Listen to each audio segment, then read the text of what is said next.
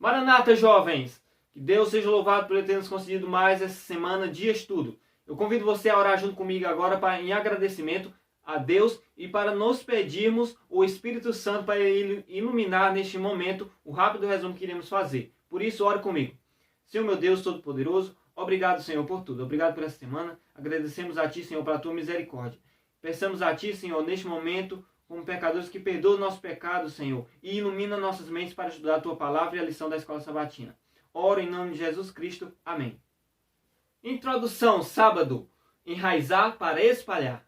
Na semana passada, nós aprendemos que o primeiro passo para que você tenha uma colheita espiritual farta é preparar primeiramente o solo, na qual agora nessa segunda semana de estudo, vamos saber qual é o segundo passo, na qual nós já sabemos, por meio do tema aqui, que é o plantio. Depois que você faz o preparo do solo, espiritualmente falando, você deve plantá-lo. E nós descobrimos lá em Lucas 8, na semana passada, que a palavra de Deus é a semente, é o grão que vai germinar e produzir uma boa colheita. Na qual nós precisamos, de qual forma, você pode me perguntar, fazer esse plantio, quais são as sementes que eu posso utilizar. Isso é fácil de responder. Você pode usar o seu testemunho pessoal, usar a própria Bíblia para falar àqueles que o permitir. Também você pode evangelizar por meio da entrega de literaturas evangélicas ou bíblicas. Cursos bíblicos também, estudos bíblicos. A TV Novo Tempo é um instrumento de plantio que você pode guiar essa pessoa até este canal de televisão. Você pode também usar-se de convites para convidar a pessoa para ir à igreja, para ver como funciona o sistema eclesiástico bíblico que a igreja está fundamentada. Tudo isso você pode usar. E a gente vai se basear em João capítulo 4, no qual Jesus mostrou que, apesar de uma simples conversa que pode ali envolver o cotidiano, você pode usá-la para evangelizar e fazer um plantio. Por isso, fique atento. Vamos agora para a parte de domingo. Ação, domingo. Quero convidar você para abrir a Bíblia junto comigo em João capítulo 4, do verso 19 até o verso 26. O verso 19 inicia dizendo o seguinte: O Senhor deve ser profeta, disse a mulher. Então diga-me, por que os judeus insistem que Jerusalém é o único lugar de adoração, enquanto nós, os samaritanos, afirmamos que é aqui, no Monte Gerizim, onde nossos antepassados adoraram? Jesus respondeu: Creia em mim, mulher. Está chegando a hora em que já não importa se você adora o Pai neste monte ou em Jerusalém. Vocês, samaritanos, sabem muito pouco a respeito daquele a quem adoram. Nós adoramos com conhecimento, pois a salvação vem por meio dos judeus. Mas está chegando a hora, e de fato já chegou, em que os verdadeiros adoradores adorarão o Pai em espírito e em verdade. O Pai procura pessoas que o adorem desse modo. Pois Deus é espírito, e é necessário que os adoradores o adorem em espírito e em verdade. A mulher disse: Eu sei que o Messias, aquele a quem é chamado Cristo, virá, e quando vier, ele nos explicará tudo. Verso 26. Então Jesus lhe disse: Sou eu o que fala com você. Compreensão segunda, como folhas de outono. Em algum momento do preparo do solo surgirá a oportunidade de você fazer o plantio.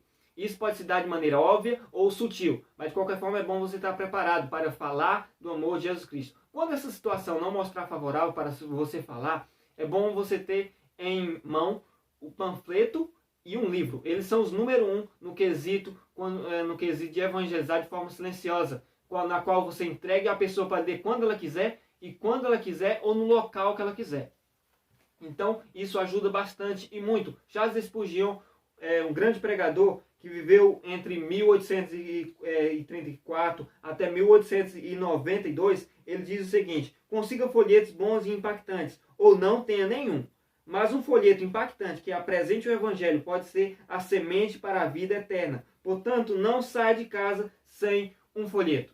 Por isso, tome esse conselho e não negligencie essa parte. Porque os panfletos, há inúmeros relatos de pessoas que acharam panfletos, receberam panfletos e se converteram por meio daquela mensagem que o panfleto trazia ou o livro missionário trazia. Ou também pessoas que acharam no chão, jogado na rua ali, e pegaram para ler e se apaixonaram por aquela mensagem.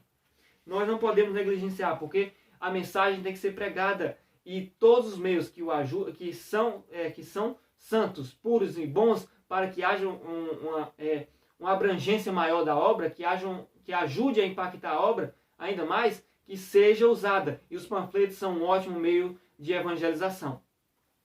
Há vários lugares do mundo que são evangelizados por esse modo. Nos países orientais, em qualquer lugar, até mesmo aqui na América do Sul, pessoas usam os panfletos espalhando para as outras pessoas. A própria Igreja Adventista, ela usa o método Impacto e Esperança, distribuindo livros e panfletos no tempo determinado. Interpretação, terça, Ministério de Literatura e Mídia. Descobrimos na parte de segunda-feira que uma das maneiras de evangelizar, espalhar o evangelho, é por meio da literatura e mídia, que seja um ministério ativo. Quando eu falo ativo, é que haja pessoas preparadas, no qual você tem que estar no meio. Que haja também uma equipe por detrás, uma equipe, né? Com todo um planejamento e uma forma correta de distribuir esses panfletos e livros para que haja uma forma mais eficiente da pregação do evangelho. E a lição, e a parte de terça-feira, ela traz 5 maneiras que podem me ajudar nessa equipe. A primeira é, eleja alguém no Ministério Pessoal para supervisionar o Ministério da Literatura e Mídia. Segundo, insira convites para os estudos bíblicos em cada literatura e faça convites por meio das mídias sociais. Terceiro, motive membros a compartilhar os projetos da igreja pela internet. Quarto, promova os projetos em todas as igrejas de sua região, com metas definidas.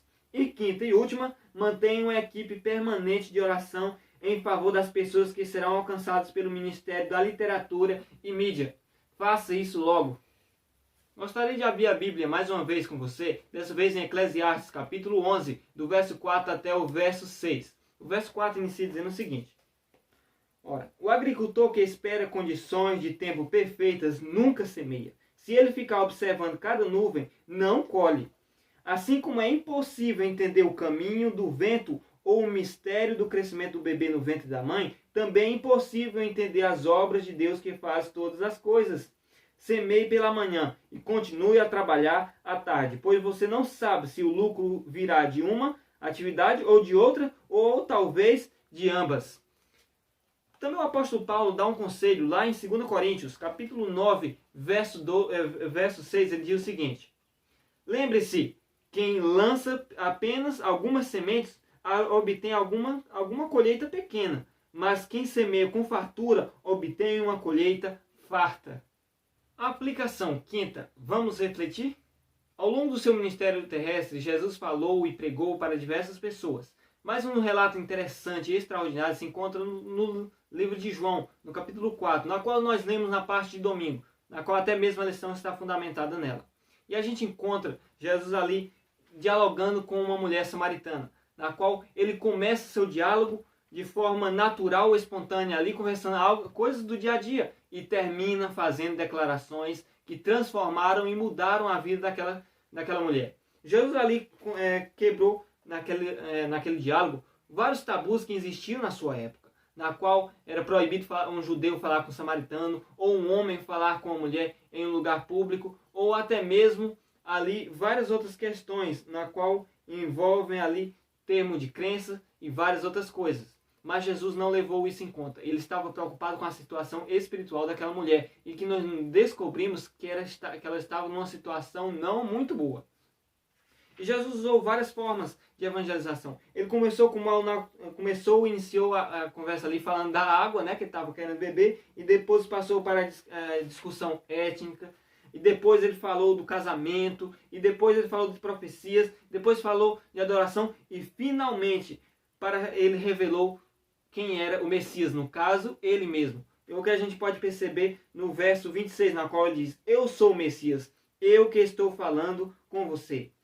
Entre as lições que podemos extrair desse encontro, está de que somos chamados para estabelecer diálogos que direcionem as pessoas para as verdades espirituais. Uma vez estabelecendo um relacionamento de confiança, devemos compartilhar e apresentar as questões espirituais para as pessoas que necessitam e que faz elas refletirem a situação espiritual que elas estão.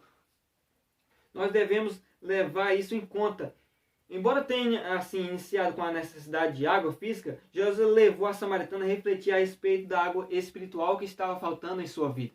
E por causa disso, ela achou tão magnífico aquele testemunho, aquelas palavras que Jesus estava falando ali naquele momento, que ela automaticamente esqueceu do que ia fazer e correu para a cidade e ali chamou outras pessoas para ouvirem aquelas palavras.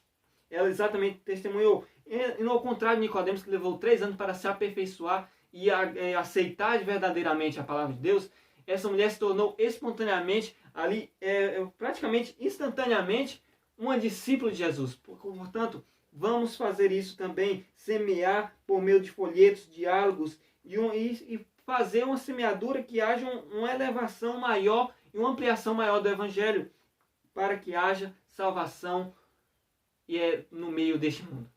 Reflexão sexta: espalhe a verdade. Gostaria de ler para você, terminar este resumo, com as palavras de Ellen G. White que ela escreveu no livro Testemunhos para a Igreja, volume 9, páginas 230 e 231, na qual ela diz o seguinte: a noite da prova está quase no fim. Satanás está exercendo seu impressionante poder, pois sabe que seu tempo é pouco. Por isso, a verdade deve ser expressa com clareza em folhetos e em pequenos livros, e esses espalhados com flores do outono. Vamos espalhar a verdade com intrepidez, com felicidade, com alegria, com o Espírito Santo em nosso coração. Meu amigo, eu agradeço você, minha amiga, obrigado por ter ficado aqui até o final deste vídeo, que Deus o abençoe, e vamos concluir isso com uma oração em agradecimento a Deus. Vamos orar. Senhor meu Deus, obrigado por este resumo que o Senhor nos concedeu, obrigado por ter iluminado nossas mentes, nos abençoa a cada semana, obrigado por tudo, ilumine nossas mentes, que possamos estar preparados para evangelizar de todas as formas. Em nome de Jesus Cristo eu te oro e agradeço. Amém. Meus colegas, meus jovens, e que Deus os abençoe. Até a próxima semana. Até mais. Maranata.